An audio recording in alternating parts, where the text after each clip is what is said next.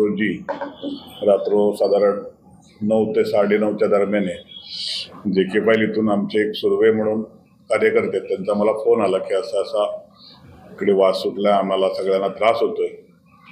तर मी त्यांना म्हटलं ठीक आहे, बघूया आपण काय करायचं. त्याच्यानंतर मी आमचे पावसकर म्हणून सिव्हिलला आहेत त्यांच्याशी कॉन्टॅक्ट केला, त्यांच्याशी संपर्क साधला.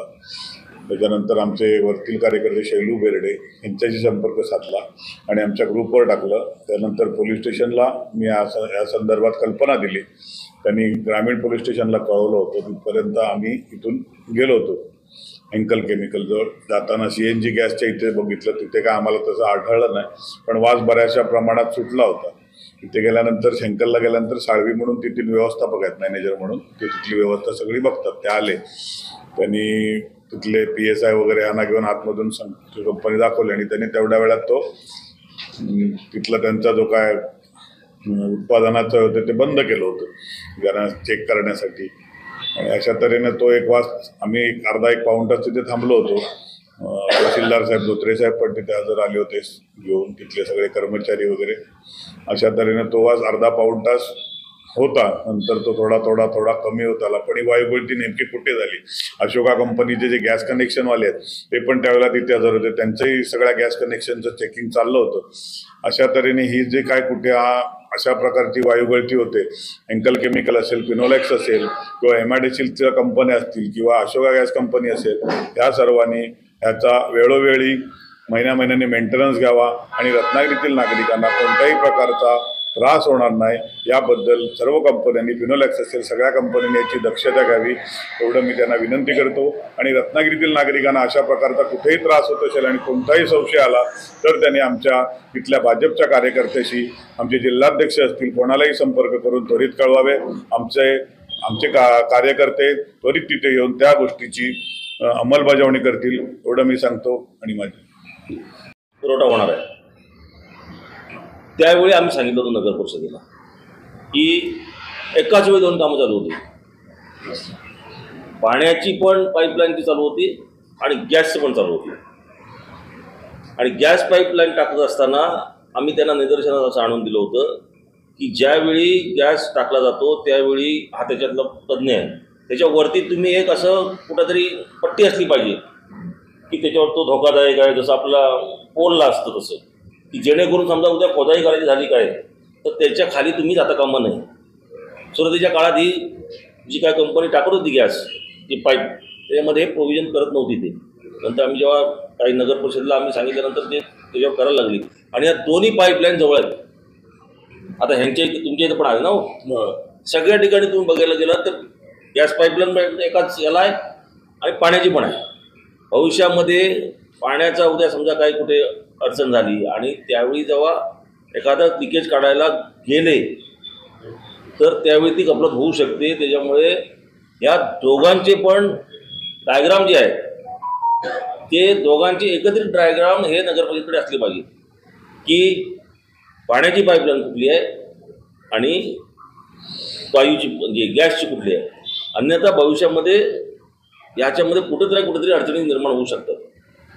दुसरा विषय की वारंवार आपल्याला दिसतंय की जिंदालचं वायूचा विषय आहे, MIDCतला विषय आहे.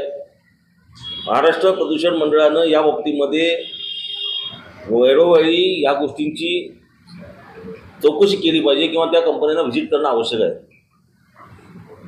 आमची मागणी अशी आहे की सगळ्या बाबतीत जेव्हा कलेक्टर साहेब किंवा अधिकारी किंवा नेते मंडळी जेव्हा आढावा घेतात त्यावेळी ह्या गोष्टींचा पण आढावा घेणं आवश्यक आहे. आज लोकप्रतिनिधी निवडणुका झाल्या नसल्यामुळे अस्तित्वात नाहीत, परंतु सर्वच राजकीय पक्षांच्या प्रतिनिधींना त्यांनी बोलवलं पाहिजे. कारण जनतेचे काही प्रश्न असतील ते राजकीय पक्षांशी अनेक वेळा चर्चेला झालेले असतात. त्यामुळे आमच्याकडे येणाऱ्या समस्या आम्ही मांडू शकतो. त्यामध्ये आमचा प्रतिनिधी समजा भारतीय जनता पार्टीत असेल तर तो कोण जावा, भारतीय जनता पार्टी त्यातला जो कोण तज्ज्ञ असेल त्याला पाठवेल. समजा या वायुगळती संदर्भात एकाला माहिती असेल तर तो आता जिंदालचा विषय, तर जिंदालच्या विषयामध्ये तिथे विवेक सुर्वे त्या वायुगळतीच्या मुलांना आणण्यापासून त्या सगळ्या गोष्टीत आहेत. तर उद्या ज्यावेळी तुम्ही अशा बैठका लावता त्यावेळी तुम्ही पार्ट्यांना कळवलं पाहिजे सगळ्याच राजकीय पक्षांना. तर आमच्या पद्धतीनं आम्ही विवेक सुरेला पाठवू शकतो. उद्या पावस भागातला विषय असेल तर दादा दळी आहेत किंवा सुशांत पटकर आहेत त्या परिसरातला, आम्ही त्याला पाठवू शकतो.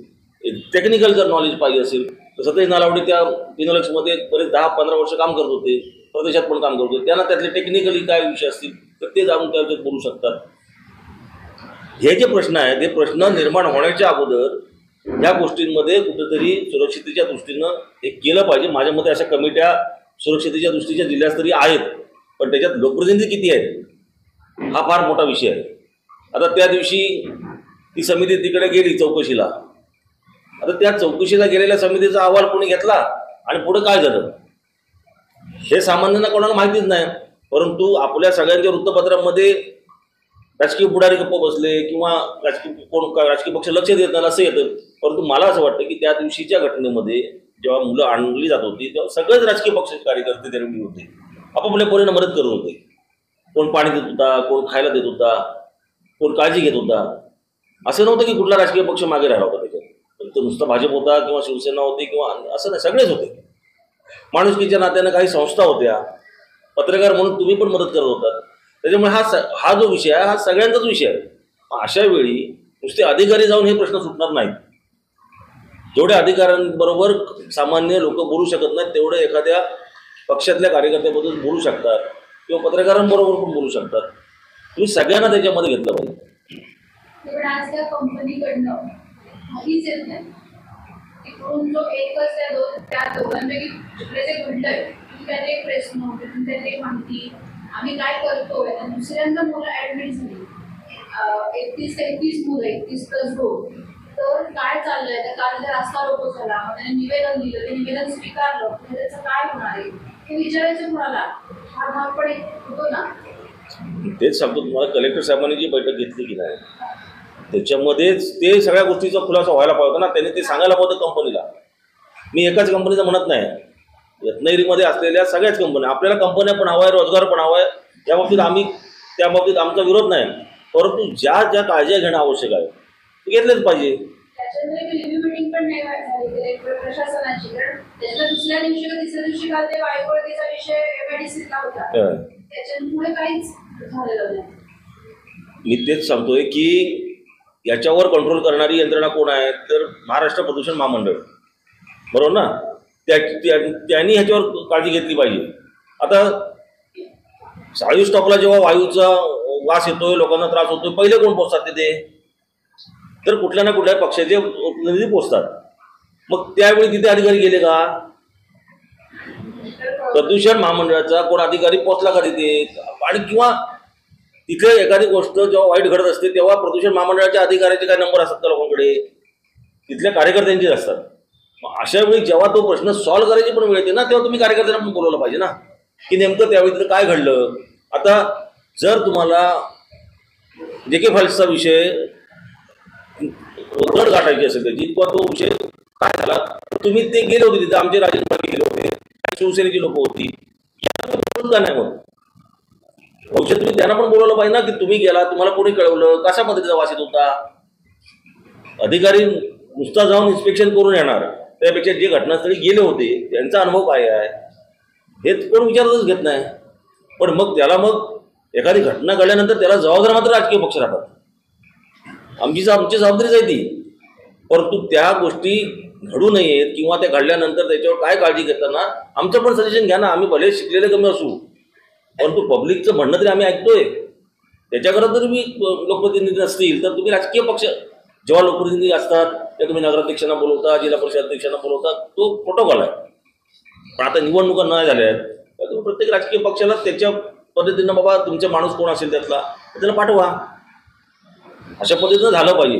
कारण काय शेवटी लोकांच्या जीवाची हा विषय आहे आणि त्याच्यामुळे कंपन्या राहिल्याच पाहिजेत त्याच्याकरता आमचा पाठिंबा आहे.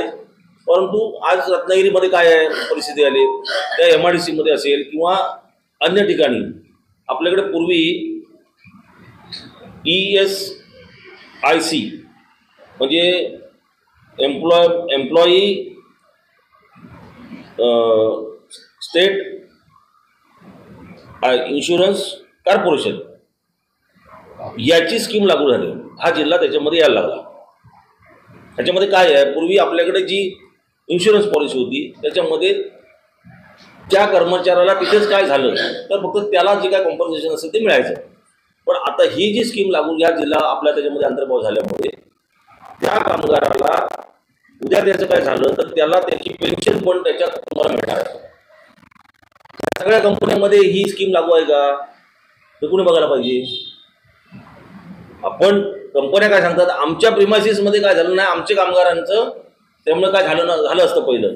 पण ही जी स्कीम जी शासनानं मोठ्या प्रमाणात राबवली प्रत्येक महाराष्ट्रात राबवली होती पण आपला जिल्हा नव्हता त्याच्यात त्यामुळे ती घेतली गेलेली आहे. अशा वेळी त्या स्कीमचा फायदा कामगारांना किती मिळतोय हे पण कामगार आयुक्तांनी बघितलं पाहिजे. कारण ही जर स्कीम लागू नसेल तर त्या कामगारांना ते बेनिफिट मिळणार नाहीत आणि त्याच्याकरता स्पेशली जास्तीचा हे भरायला लागतो इन्शुरन्स. आणि त्याच्याकरता इथं आपलं जे इन्शुरन्स आपलं इन्कम टॅक्स ऑफिस आहे तिथं ह्या स्कीमचं विशेष ऑफिस आहे. तिथे एक डॉक्टर बसतो. काय आहे कामगारांना बेनिफिट तर त्यांचं काही झालं तरी त्यांनी तिथं जायचं आहे त्या डॉक्टरकडे. आणि जेवढ्या जे या कंपन्याशी रिलेटेड हॉस्पिटल्स आहेत समजा ते हॉस्पिटल इथं नसेल त्या आजाराला तर त्या आजारापर्यंत जिथं कुठं असेल तिथपर्यंत त्यांनी नेऊन पोचवायचं आहे त्याला आणि त्याला परिपूर्ण करून आणायचं व्यवस्थित करून आणायचं. ही स्कीम आहे ही सगळ्यात चांगली स्कीम या दृष्टीनं आलेली आहे. पण त्याच्यावर अजून कंट्रोल कोणाला दिसत नाही आहे. त्याच्यामुळे आणि ह्याचं प्रबोधन पण कोण आपले लेबर ऑफिसर करत नाहीत किंवा काय करत नाहीत. कंपन्यांमध्ये जाऊन सांगितलं पाहिजे आपल्या आता ज्या सगळ्या कंपन्या त्याच्यामध्ये आहे की नाही. कारण ज्या शेवटी कामगार कुठले आहेत आपल्या इथले स्थानिक कामगार आहेत भले भारतीय असतील पण माणूस आहे. ह्या ज्या प्राथमिक ज्या गोष्टी आहेत त्याही गोष्टी विचार केला पाहिजे. उद्या वायू गळती झाली तर वायू गळती झाल्यानंतर जे काय ज्यांना कोणी इंजुरीज होतात त्या तेवढ्या पुरतं मर्यादित नसतात नंतर पण होऊ शकतात त्या लंग्सला वगैरे. मग त्याला जबाबदार कोण राहणार आहे. कुठंतरी ती जबाबदारी निश्चित केल्यानंतर त्या जे कोण त्याच्यामध्ये बाधित असतील त्यांची भविष्यातली काळजी काय. कामगाराचं इन्शुरन्स असेल परंतु तिथल्या स्थानिक नागरिकांचं काय. कारण हा जो वायू जो जातो तो आपल्या फुफ्फुसाला जातो आणि फुफ्फुसातला जेव्हा जातो त्यावेळी आपल्याला माहिती आहे कोरोनासारख्या रोगामध्ये लोक फुफ्फुसाच्या याच्यामुळेच मेलेली आहेत. त्यामुळे प्रशासनाने ह्या विचारावर त्यांना हे केलं पाहिजे. आता त्या दिवशी आम्ही रात्री मागणी केली कर्मचाऱ्यांना माहिती आहे की मुलं जिकडे येत होती आम्ही प्रांत अधिकारी काय नाव ते देसाई साहेबांना आम्ही सांगितलं की तुम्ही तिथे अधिकारी पाठवा कुठले आरोग्य अधिकारी आणि आपले डीन होते त्याला सांगितलं. त्याप्रमाणे डॉक्टर आटले आणि त्यांची पूर्ण टीम त्या परिसरात फिरत होती. कारण वायू गळती झाली ते मुलांसाठी असं ना आजूबाजूच्या पण लोकांना झालं ना. आज त्याचे हळूहळू लोक बाहेर यायला लागलेत. परंतु त्या दृष्टीनं तिथं असलेलं हॉस्पिटल जे आहे जिंदालचं तिथं एखादी स्पेशल टीम जिंदालने आणली पाहिजे होती आत्तापर्यंत. मागवा ना तुम्ही मुंबईतनं टीम मागवा एखादी चांगली किंवा डेरवणमधनं मागवा आणि तुम्ही तिथं घ्या ना फिरवा ना सगळीकडे लोकांकडे.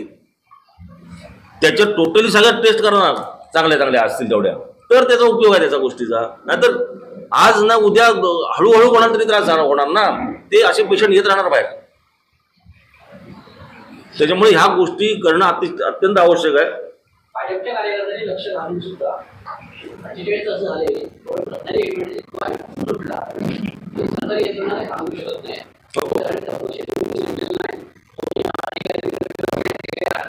काय तपास केला पाक्षी कारखाने नाही मोठे कारखाने आहेत त्यांना आपलं कळतं आहे की कुठे काय त्याच्यात काय बाहेर येऊ शकत नाही. भाजपच्या कार्यकर्त्यांनी लक्ष घालून सुद्धा याला काय म्हणायचं. भाजपच्या कार्यकर्त्यांनंतर आंदोलन केल्यावर त्रास होतो म्हणून भाजपचे कार्यकर्ते आता सौम्य भूमिकेत आहेत. मग टाकीवर चढलं तर कोणाला तरी त्रास होतो. आम्ही कोणासाठी करतोय सर्वांसाठीच करतो ना. त्यात आम्ही पण येतो पाणी पिणारे आम्ही पण आहोत. पास आम्हाला पण मिळवू शकतो. आंदोलन कसं करणार आम्ही आता मी सांगतोय तोपर्यंत आम्ही आता सध्या आम्ही थोडेसे शांतपणे घेतो सगळं. आता तुम्हीच आम्हाला जर असं उचकवत राहिलं तर आम्हाला आंदोलन करावं लागेल. कारण ते आता एखादी गोष्ट जर घडवून सुद्धा तुम्ही म्हणता तसं 36 तास झाले त्याच्यानंतर काही प्रतिक्रिया येत नाहीत किंवा प्रदूषण महामंडळानं त्याच्यावर खुलासा करणं आवश्यक होतं की नेमका कुठल्या कंपनीमधनं हे झालं आणि त्याच्यावर आम्ही ही कारवाई केली किंवा प्रिकॉशन्स आम्ही नंतर ह्या घेणार आहोत हे तर खुलासा झाला पाहिजे. याचा अर्थ भाजपचे कार्यकर्ते कमी आहेत अशातला भाग नव्हे, पण जाग आणायला थोडंसं आम्ही म्हणतोय काय की शासन आहे, थोडंसं उशिरा जागा होत असेल, जेव्हा वेळ येईल तेव्हा जागा काढणार व्यवस्थित. विरोधक टीका करतात म्हणून तुम्ही आंदोलन करायचं थांबवलं लागतं. विरोधक नाही टीका करत, ज्यांचा तुम्ही आता उल्लेख केला त्यांचा विरोधक टीका करत नाही. तो त्या अडचण ती आहे, विरोधकांची काय अडचण नाही. ज्यांच्याबद्दल तुम्ही आता बोलता किंवा तुमचे सहकारी असतील अशा पद्धतीने आंदोलन किंवा अशा पद्धतीने पुढे जाणार नाहीत का न्याय मिळण्यासाठी? तुम्हाला काय वाटतं? तुम्हाला काय वाटतं? तुम्हाला काय वाटतं आम्ही जावं की न जावं? हे मी नाही सांगू शकत, हे तुम्ही सांगायचं. अहो असं कसं? हे जरा वेगळ्या अँगल चालेल म्हणून. वेगळ्या अँगलचं आहे. पण तुम्ही आंदोलन करणार नाही त्याने टीका केली नाही कोणी भले करू. लोकांसाठी जे बघा, भारतीय जनता पार्टीचं धोरण एकच आहे, आम्ही सत्तेत असू नसू प्राधान्य आमचं जनतेला आहे. एखादा उद्या समजा असं धरा की रत्नागिरी नगर परिषद नगराध्यक्ष भारतीय जनता पार्टीचा असेल आणि तो जर चुकत असेल तर आम्ही त्याच्या विरोधात पण आंदोलन करू, कारण आमचं संबंध लोकांशी आहे. तो नगराध्यक्ष जर तिथं बसला आणि तो जर ऐकत नसेल भारतीय जनता पार्टीचं किंवा लोकांचं, तर आम्ही त्याला पण जाब विचारू, त्याच्या विरोधात पण आंदोलन करू. असं काय कुठला वैयक्तिक कोणाचा हाच माणूस आहे म्हणून त्याच्या विरोधात आंदोलन असतं अशाला भाग नव्हे. आणि आमची आंदोलनं आतापर्यंत झाली ती प्रशासनाच्या विरोधात झाली, तिथलं काय तिथं लोकप्रतिनिधी नाही कोण. त्यामुळे आमची आंदोलनं मुळात म्हणजे त्याला कुठे कोणीतरी वेगळं स्वरूप देण्याची गरजच नव्हती खरी. आमचा उद्देश काय असतो की त्या एखाद्या आंदोलनाचं एखादं टोक जर निर्माण केलं तर ते लवकर प्रश्न सुरुवात होतावे. आज आम्ही असं बघणार की उद्याच्या पेपरला तुम्ही कशा पद्धतीने छापताय, उद्या जर नाही दाखल झाली तर उद्या जाणार प्रदूषण महामंडळाकडे, एवढं नक्की. आता उद्या सकाळी तिथं पेपर वाचल्यानंतर काय होतं ते मला बघायचं आहे. वाचल्यानं आज त्यांना समजलं पाहिजे तुम्ही काहीतरी करणार लिहिताय एवढं जोरदार. शेवटी चौथा स्तंभ तुम्ही आहात, तुमच्यावर पण अवलंबून आहे सगळं. लोक फोन करतील याच्या पुढे काय झालं तर. त्यात एक चांगलं वाक्य कोणतरी म्हटलंय की भारतीय जनता पार्टीचे कार्यकर्ते निवडणुका नसताना सुद्धा काम करतात, ते महत्वाचं आहे. तर हे विषय आहेत. दुसरा विषय जिंदाल कंपनीच्या बाबतीतच आहे की आमची त्या दिवशी पण मागणी होती की ते जे हॉस्पिटल्स आहेत जिंदाल कंपनीचं ते हॉस्पिटल सुसज्ज करावं त्यांनी, कारण तिथे नुसतं जिंदाल पोर्ट आहे ना, जिंदाल एनर्जी नाही, जिंदाल पोर्ट आहे, आजूबाजूला मला वाटतं HR एनर्जी पण आहे ना, चौकुले आहे. त्या 5ही कंपन्या जरी एकत्र येऊन जरी चांगलं हॉस्पिटल केलं ना, आमचं असं एका बाबा तुम्ही जिंदाल कंपनीच करावं असं नाही, 5ही कंपन्या मिळून एकत्र येऊन करा, मल्टी स्पेशालिस्ट काहीतरी करा तिथे. आणि भविष्यातला तिथला जो भाग बघायला गेला ना तर तो तसा बघायला तर औद्योगिकरणाकडेच चालला आहे, त्यामुळे तिथं गरजेचंच आहे. आता त्या संदर्भात आम्ही फिजिओलॉजिस्टला पण मी विचारलं, त्यांनी सांगितलं आमचं हॉस्पिटल आहे. तर मला कुठं आहे ते मला माहिती नाही, तुम्हाला माहिती आहे फिजिओलॉजिस्ट हॉस्पिटल आहे कुठे ते? कुठे आहे ते? कंपनीत आहे, म्हणजे कंपनीसाठी आहे, कामगारांसाठी. शेवटी कसं आहे, नुसती कामगारांची जबाबदारी असून नाही ना, शेवटी त्यांनी जेव्हा एखादी कंपनी या ठिकाणी येते तेव्हा ती शिक्षण संस्था काहीतरी उभी करेल म्हणून सांगते, किंवा आजूबाजूच्या परिसराला हॉस्पिटलायझेशन देणार म्हणून सांगतं, किंवा काही गोष्टी देतात म्हणून सांगतात ना, असं काही असतं तुमच्या ह्याच्यात. तसं काय दिसत नाही, कारण मी त्यांना विचारलं म्हणजे आमचं हॉस्पिटल पण मला कधी दिसेल ना, मला तुम्हाला माहिती आहे का विचारलं